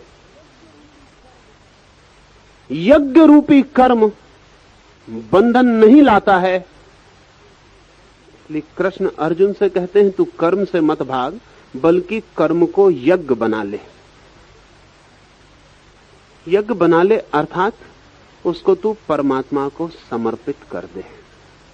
तू कह दे पूरे प्राणों से कि मैं सिर्फ निमित्त हूं और तुझे जो करवाना हो करवा ले। नानक की जिंदगी में एक घटना है, जिस घटना से नानक संत बने। उस दिन से नानक का कर्म यज्ञ हो गया। एक छोटी मोटी जागीरदारी में वो नौकर है और काम उनका है सिपाहियों को राशन बांटना। तो वो दिन भर सुबह से सांझ तक गेहूं, दाल, चना तौलते रहते हैं और सिपाहियों को देते रहते हैं। पर एक दिन कुछ गड़बड़ हो गया। ऐसी गड़बड़ बड़ी सौभाग्यपूर्ण है, और जब किसी की जिंदगी में हो जाती है तो परमात्मा प्रवेश हो जाता है। एक दिन सब अस्त व्यस्त हो गया, सब गणित टूट गया, सब नाप टूट गई।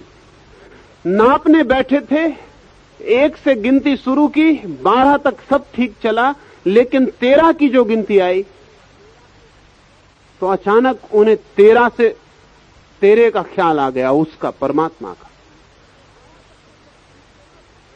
12 तक तो सब ठीक चला, 13वें पल्ले को उड़लते वक्त उनको आया ख्याल 13। वो जो 13 शब्द है वो 13, फिर 14 नहीं निकल सका मुंह से। फिर दूसरा भी पलवा भरा और फिर भी कहा 13, फिर तीसरा भी पलवा भरा। फिर लोग समझे कि पागल हो गए, भीड़ इकट्ठी हो गई। उन्होंने कहा ये क्या कर रहे हो, गिनती आगे नहीं बढ़ेगी। तो नानक ने कहा उसके आगे अब और क्या गिनती हो सकती।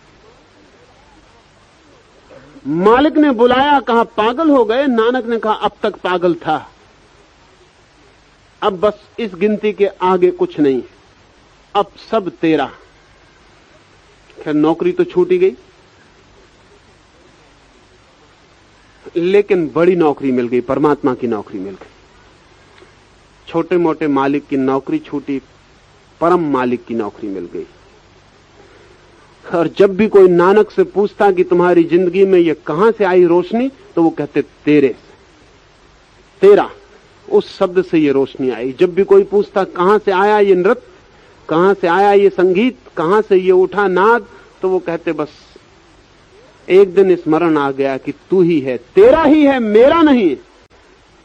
तो जो कृष्ण कह रहे हैं अर्जुन से, वो यही कह रहे हैं कि एक दफा हिम्मत करके, संकल्प करके अगर तू जान पाए कि तेरा नहीं है कृत्य, तो फिर कोई बंधन नहीं। क्यों बंधन नहीं?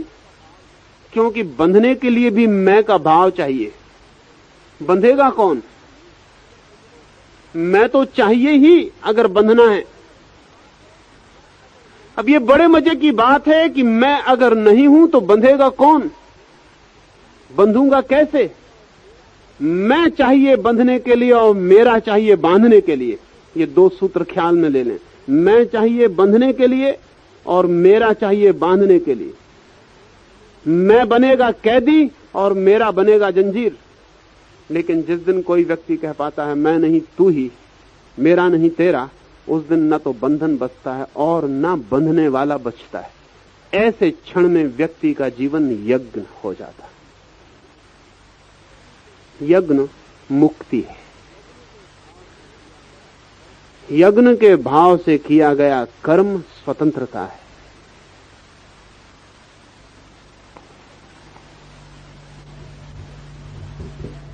सह यज्ञ प्रजा सृष्ट्वा पुरोवाच प्रजापति अनेन प्रसविष्यत्वम् एषव अस्तु इष्टकामधु। प्रजापति ब्रह्मा कल्प के आदि में यज्ञ सहित प्रजा को रचकर कहा कि इस यज्ञ द्वारा तुम लोग वृद्धि को प्राप्त हो और यह यज्ञ तुम लोगों को इच्छित कामनाओं को देने वाला होवे। यज्ञ पूर्वक कर्म, इसे कहने के ठीक पीछे कृष्ण कहते हैं सृष्टि के प्रथम क्षण में सृष्टा ने भी ऐसे ही यज्ञ रूपी कर्म का विस्तार किया है। इसे भी थोड़ा समझ लेना उपयोगी है।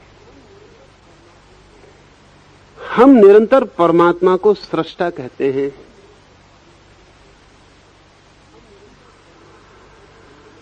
हम निरंतर परमात्मा को बनाने वाला क्रिएटर कहते हैं। लेकिन बनाना, सृजन, निर्माण किसी भी चीज का दो ढंग से हो सकता। अगर परमात्मा भी मैं के भाव से सृजन करे तो वो यज्ञ नहीं रह जाएगा।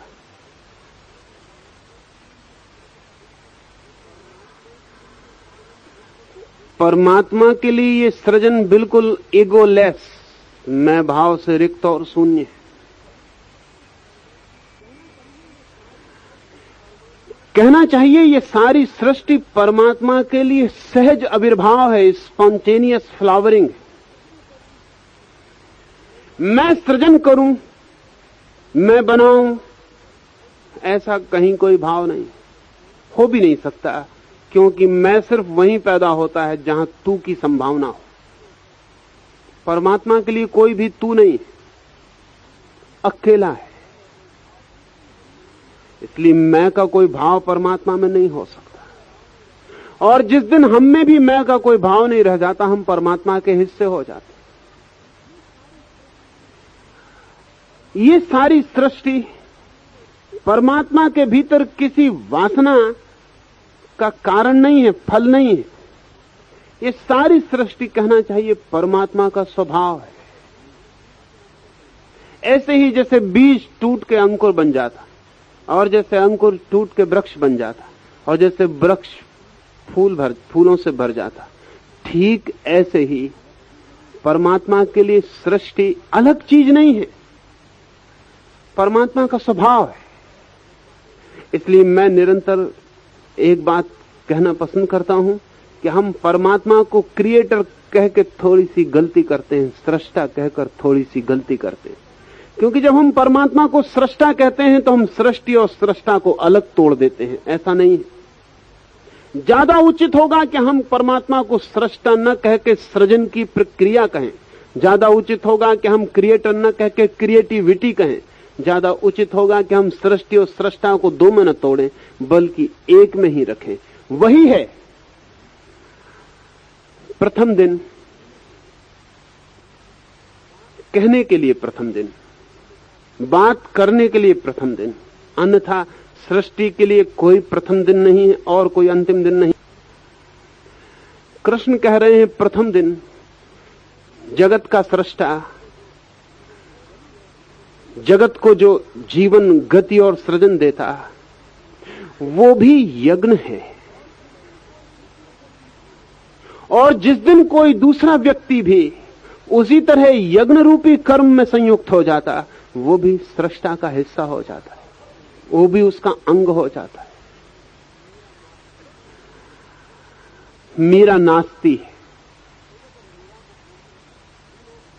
कोई अगर मीरा को पूछे तू नाचती है, तो मीरा कहेगी नहीं, वही नचाता है, वही नाचता है। अगर कोई कबीर को कहे कि तुम कपड़े बुनते हो, किसके लिए, तो कबीर कहते हैं वही बुनता है, उसी के लिए बुनता है। इसलिए कबीर जब कपड़ा बुनते और गांव की तरफ कपड़े बेचने जाते, तो राह पर जो भी मिलता उससे कहते कि राम देखो कितना अच्छा तुम्हारे लिए बनाया है, कहते राम। बाजार में बैठते तो ग्राहकों को कहते कि राम कहां चले जा रहे हो, कितनी मेहनत की। ग्राहक भी मुश्किल में पड़ते, उनकी कल्पना में ना होता ये कि उन्हें कोई राम पुकारेगा। और जब कबीर के कपड़ा बुना, आपको कपड़ा बुनने की क्या जरूरत, तो कबीर ने कहा जब परमात्मा को भी बुनने की जरूरत है तो मैं बुनने से कैसे बचूं, अभी परमात्मा ही बुने जा रहा है जीवन को और जगत को, तो मैंने तो अपने को उसी के हाथ में छोड़ दिया। अब उसी की अंगुलियां मेरी अंगुलियों से बुनती, उसी की आंखें मेरी आंख से देखती। अब वो चाहेगा तो बंद हो जाएगा बुनना, और वो चाहेगा तो जारी रहेगा, अब उसकी मर्जी। तो कबीर कपड़ा बुनना बंद नहीं करते, कपड़ा बुने चले जाते। मेरे देखे कबीर ज्यादा गहरे साधु हैं, कपड़ा बुनना जारी रखते हैं। जो चलता था चलता है, फर्क पड़ गया, लेकिन यज्ञ हो गया अब कर्म। अब वो कहते हैं वही बुनता है, उसी के लिए बुनता ही नहीं, इसलिए ठीक है जो उसकी मर्जी। जीसस को जिस दिन सूली लगाई गई, उस दिन सूली पर जब उनके हाथ में खीले ठोंके गए, तो एक क्षण को जीसस भी कप गए, एक क्षण को जीसस भी डमाडोल हो गए, एक क्षण को जीसस के मुंह से निकल गया, हे परमात्मा ये क्या कर रहा है, ये क्या दिखला रहा है। शिकायत हो गई, जीसस को ख्याल में भी आ गई, और दूसरे ही वाक्य में उन्होंने कहा क्षमा कर, माफ कर, भूल हो गई, जो तेरी मर्जी। मेरे देखे इन दो वाक्यों के बीच में क्रांति घटित हुई। जिस क्षण जीसस ने कहा मैं मौजूद है, अभी कर्म यज्ञ नहीं हुआ, दिखाई पड़ गया जीसस को कि भूल हो गई। क्योंकि जब कोई कहता है परमात्मा से कि क्या कर रहा है, तो उसका मतलब यह है कि कुछ गलत कर रहा है, उसका मतलब यह है कि जो होना चाहिए था वो नहीं हो रहा है, उसका मतलब यह है कि मैं तुझसे ज्यादा समझदार था, मुझसे भी पूछ लेता तो ये करने को न कहता। भूल हो रही है ईश्वर से कुछ। जब जीसस कहते हैं ये क्या कर रहा है, गहरी शिकायत। जीसस अभी कर्म में, अभी यज्ञ नहीं हो पाया, लेकिन एक ही क्षण में सारी क्रांति घटित हो गई। तो मैं तो निरंतर कहता हूं जीसस की सूली पर जिस क्षण जीसस ने कहा कि परमात्मा ये क्या दिखला रहा है, उस समय तक वो मरियम के बेटे जीसस है। और एक जी माफ कर, जो तू चाहे, दाई विल बी डन, तेरी इच्छा पूरी हो। उसी क्षण वो क्राइस्ट हो गए, उसी क्षण क्रांति घटित हो गई, वो मरियम के बेटे नहीं रहे, उसी क्षण वो परमात्मा के हिस्से हो गए, उसी क्षण में यज्ञ हो गया कर्म। अब अपनी कोई मर्जी ना रही, अपनी कोई बात ना रही, जो उसकी मर्जी। परमात्मा इस बड़े सृजन को फैलाकर भी निरंतर यही कह रहा है, इस बड़ी धारा को चला के निरंतर यही कह रहा है। पहले दिन, बीच के दिन, आखिरी दिन एक ही बात है कि हम इस बात खड़ा हो जाता है, उस मैं के आसपास ही कर्म बंधन बन जाता है। जैसे परमात्मा मुक्त। कभी आपने ख्याल किया कि परमात्मा कहीं दिखाई नहीं पड़ता, सृष्टि दिखाई पड़ती है और सृष्टा दिखाई नहीं पड़ता। लेकिन कभी सोचा आपने कि इसकी बात कारण क्या होगा? अनेक लोग कहते हैं ईश्वर कहां है। असल में जिसका मैं नहीं है वो दिखाई कहां पड़े। असल में जिसको कभी ख्याल ही नहीं आया कि मैंने सृष्टि की है, वो दिखाई कहां पड़े? जो किया है वो दिखाई पड़ रहा है और करने वाला बिल्कुल दिखाई नहीं पड़ रहा है। कर्ता बिल्कुल अदृश्य है और कर्म बिल्कुल दृश्य है। ऐसे ही कृष्ण कह रहे हैं कि तू ऐसे कर्म में जूझ जा। जगत बहुत प्रेजेंट है, संसार बहुत मौजूद है और परमात्मा बिल्कुल गैर मौजूद है। असल में जिसके पास अहंकार नहीं, वो मौजूद हो भी कैसे सकता है? उसके मौजूद होने का कोई उपाय भी तो नहीं है। वो गैर मौजूद ही हो सकता है। उसकी एब्सेंस ही उसकी प्रेजेंस, उसकी अनुपस्थिति ही उसकी मौजूदगी है। मैंने सुना है एक ईसाई फकीर को देवता प्रसन्न हो गए, कहानी, और उन्होंने आके उसके पैर पकड़ लिए देवताओं ने। उन्होंने कहा कि हम तुझे कोई वरदान देने आए, मांग ले, तुझे जो कुछ मांगना हो। उस फकीर ने कहा बड़ी गलती की, बड़ी देर से आए, जब मेरे पास मांग, अब कुछ मांगने को नहीं बचा, क्योंकि मांगने वाला ही नहीं बचा। अब तुम व्यर्थ परेशान हो रहे हो, तुम किससे कह रहे हो? उन्होंने कहा हम तुमसे कह रहे हैं। उस फकीर ने कहा लेकिन मैं तो अब हूं नहीं, तुम परमात्मा से ही पूछ लेना, अब तो वही है। लेकिन ऐसे आदमी पे देवता और प्रसन्न हो गए। उन्होंने बिल्कुल उसके पैर ही पकड़ लिए और कहा कि कुछ मांगना ही पड़ेगा। उसने कहा लेकिन अब मांगे कौन, किससे मांगे? और अगर मैं मांगूंगा तो वो सबूत होगा इस बात का कि परमात्मा पे मेरा भरोसा नहीं। जो उसे देना होगा देगा, जो उसे नहीं देना होगा नहीं देगा। जो उचित होगा वो होगा, जो उचित नहीं होगा वो नहीं होगा। असल में जो होगा वो उचित होगा और जो नहीं तो हम कभी जाते, जो नहीं मांगता हम उसके पास आते। जो होता है उसके पास तो हम कभी नहीं जाते, क्योंकि उसके भीतर जगह नहीं होती हमारे आने लायक। जो नहीं हो जाता हम उसके भीतर आते। हम आ गए हैं, तुम जरूर मांगो। उस फकीर ने कहा तुम नहीं मानते, तुम्हें कुछ देना हो तो दे जाओ, मेरा मांगने का कोई सवाल नहीं। तो उन्होंने कहा हम तुम्हें एक वरदान देते हैं कि तुम अगर मुर्दे को छू दोगे तो वो जिंदा हो जाए, अगर तुम बीमार पे हाथ रख दोगे तो स्वस्थ हो जाएगा, अगर तुम मुरझाए फूल की तरफ देख दोगे तो फिर से खिल जाएगा। उस फकीर ने कहा ये तो ठीक, लेकिन अब जब तुम दे ही रहे हो तो थोड़ी बात और दे दो। और क्या? वो चीज क्या? उस फकीर ने कहा तुम्हें मुझे ये और जोड़ दो इसमें कि इसका मुझे पता ना चले। मुर्दा जिंदा हो लेकिन मुझे पता ना चले कि जिंदा हो गया। बीमार ठीक हो लेकिन मुझे पता ना चले, क्योंकि अब वापस मेरे मैं को बुलाने की पीड़ा और नरक में मैं नहीं पड़ना चाहता हूं।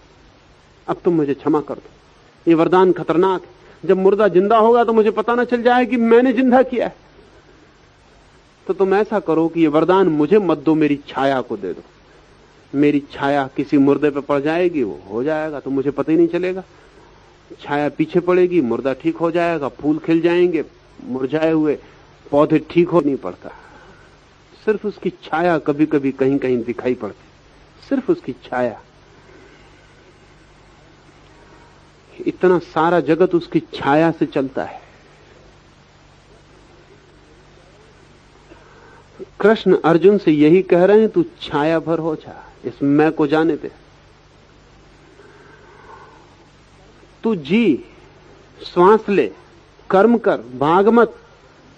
क्योंकि भागने में भी तेरा अहंकार तो बना ही रहेगा कि मैं बच निकला, मैं भाग निकला, मैं हूं, मैंने अपने को बंधन से बचा लिया, कर्म से बचा लिया। तेरा मैं तो जाएगा नहीं, बंधन मौजूद होगा। तू तो इतना ही भर कर कि मैं को छोड़ दे और यज्ञ रूपी निर्मित कर रहा है। ऐसे ही तू भी उसका एक हिस्सा हो जा, तो तू मुक्त हो जाता है।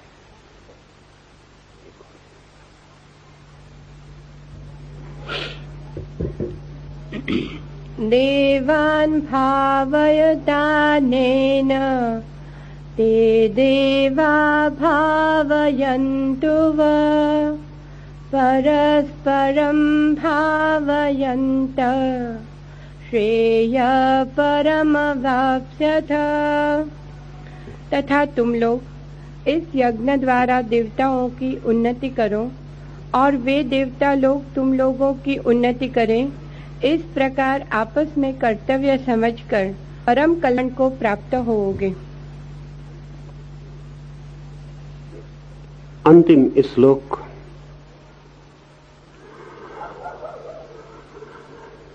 कृष्ण कह रहे हैं, इस भांति यज्ञ रूपी कर्म करते हुए तुम देवताओं के सहयोगी बनो और वे देवता तुम्हारे सहयोगी बने।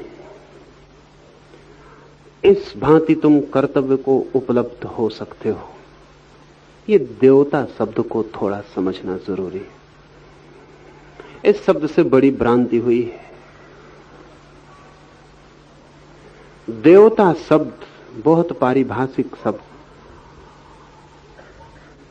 जो भी लोग हैं, जो भी आत्माएं हैं, उनके मरते ही साधारण व्यक्ति का जन्म तत्काल हो जाता है। उसके लिए गर्भ तत्काल उपलब्ध होता है। लेकिन बहुत असाधारण शुभ आत्मा के लिए तत्काल गर्भ उपलब्ध नहीं होता। उसे प्रतीक्षा करनी पड़ती। उसके योग गर्भ के लिए प्रतीक्षा करनी पड़ती।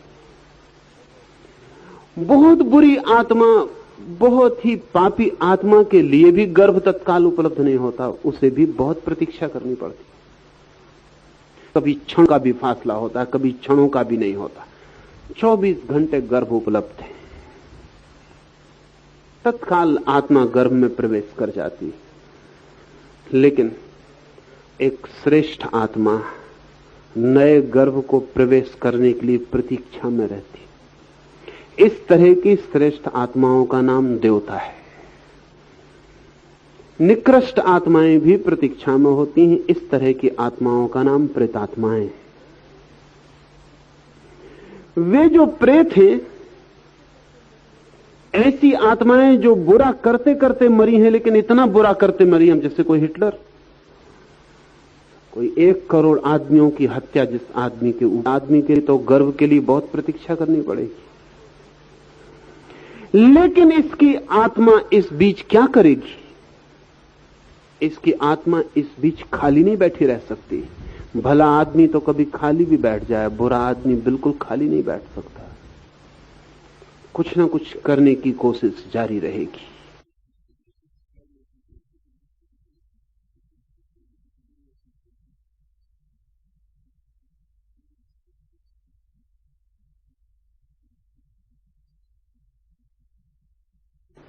आप कोई बुरा कर्म करते हैं, तब तत्काल ऐसी आत्माओं को आपके द्वारा सहारा मिलता है जो बुरा करना चाहती। आप व्हीकल बन को सहयोग देती है।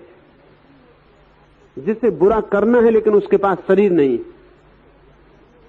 इसलिए कई बार आपको लगा होगा कि बुरा काम आपने कोई किया और पीछे आपको लगा होगा बड़ी हैरानी की बात है, इतनी ताकत मुझ में कहां से आ गई कि मैं ये बुरा काम कर पाया।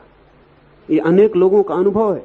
आप क्रोध में इतना बड़ा पत्थर उठा सकते हो जितना आप शांति में नहीं उठा सकते। तब आपको कल्पना भी नहीं हो सकती कि कोई बुरी आत्मा भी आपके लिए सहयोग देती। जब एक आदमी किसी की हत्या करने जाता है तो उसकी साधारण स्थिति नहीं रह जाती, असाधारण पजेस्ट हो जाता है। और अनेक हत्यारे अदालतों में ये कहते हैं कि हम मान नहीं सकते कि हमने हत्या की, क्योंकि हमें तो ख्याल ही नहीं आता कि हम कैसे हत्या कर सकते। कर संलग्न होता है तो अनेक देवताओं का सहारा तुझे मिलता। जब आप कोई अच्छा कर्म करते हैं तब भी आप अकेले नहीं होते। तब भी वे अनेक आत्माएं जो अच्छा करने के लिए आतुर अभिप्सित होती हैं, तत्काल आपके आसपास इकट्ठी और सक्रिय हो जाती। तत्काल आपको उनका सहयोग मिलना शुरू हो जाता है। तत्काल आपके लिए अनंत मार्गों से शक्ति मिलनी शुरू हो जाती है जो आपकी नहीं है। इसलिए अच्छा आदमी भी अकेला नहीं है इस पृथ्वी पर और बुरा आदमी भी अकेला नहीं है इस पृथ्वी पर। सिर्फ बीच के आदमी अकेले होते हैं। सिर्फ बीच के आदमी अकेले होते हैं। मिडिल क्लास, पैसे के हिसाब से नहीं कह रहा, आत्मा के हिसाब से। जो मध्यवित्त मध्यवर्गीय, उनको वो भर अकेले होते हैं, वो लोनली होते हैं। उनको कोई सहारा महारा ज्यादा नहीं मिलता। और कभी कभी हो सकता है कि या तो वो बुराई में नीचे उतरे तब उन्हें सहारा मिले, या भलाई में ऊपर उठे तब उन्हें सहारा मिले। लेकिन इस जगत में अच्छे आदमी अकेले नहीं होते, बुरे आदमी अकेले नहीं होते। जब महावीर जैसा आदमी पृथ्वी पे होता है या बुद्ध जैसा आदमी पृथ्वी पे होता है तो चारों ओर से अच्छी आत्माएं इकट्ठी सक्रिय हो जाती। इसलिए जो आपने कहानियां सुनी है वो सिर्फ कहानियां नहीं है। ये बात सिर्फ कहानी नहीं है कि महावीर के आगे और पीछे देवता चलते हैं। ये बात कहानी नहीं है, पुरानी है, क्योंकि अब तो वैज्ञानिक आधारों पर भी सिद्ध हो गया कि शरीरहीन आत्माएं हैं, उनके चित्र भी हजारों की तादाद में चित्र लिए जा सके। अब तो वैज्ञानिक भी अपनी प्रयोगशाला में चकित और हैरान हैं। अब तो उसकी भी हिम्मत टूट गई ये कहने की कि भूत प्रेत नहीं है। कोई सोच सकता था कि कैलिफोर्निया या इलिनॉस ऐसी यूनिवर्सिटीज में भूत प्रेत का अध्ययन करने के लिए भी कोई डिपार्टमेंट होगा? पश्चिम के विश्वविद्यालय भी कोई डिपार्टमेंट खोलेंगे जिसमें भूत प्रेत का अध्ययन चलता होगा? 50 साल पहले पश्चिम पूरब पे हंसता था कि सुपरस्टिटस हो, पीछे लौटा, उसके कदम बहुत जगह से वापस लौटे। उसे स्वीकार करना पड़ा है कि मनुष्य के मर जाने के बाद सब समाप्त नहीं हो जाता। स्वीकार कर लेना पड़ा है कि शरीर के बाहर कुछ शेष रह जाता है जिसके चित्र भी लिए जा सकते। स्वीकार करना पड़ा है कि अशरीरी अस्तित्व संभव है, असंभव नहीं। और ये छोटे मोटे लोगों ने नहीं, ओलिवर लार्ज जैसा नोबेल प्राइज विनर गवाही देता है कि प्रेत हैं। सीडी ब्राड जैसा वैज्ञानिक चिंतक गवाही देता है कि प्रेत हैं। जेबी रायन और मायर्स जैसे जिंदगी भर परमात्मा के दिए कर्म में प्रवृत्त होता है तो देवताओं का तुझे साथ है, तुझे सहयोग है। और न केवल तू अपना कर्तव्य निभाने में पूर्ण हो पाएगा, बल्कि बहुत से देवता भी जो अपना कर्तव्य निभाने के लिए आतुर हैं, तेरे माध्यम से वे भी अपने कर्तव्य को निभाने में पूर्ण हो जाएंगे। अकेला नहीं है अच्छा आदमी, अकेला नहीं है बुरा आदमी। इसलिए बुरा आदमी भी बड़ा शक्तिशाली हो जाता है और अच्छा आदमी भी बड़ी शक्तिशाली हो जाता है। वो शक्ति चारों तरफ अशरीरी आत्माओं से उपलब्ध होनी शुरू होती है। शेष कल।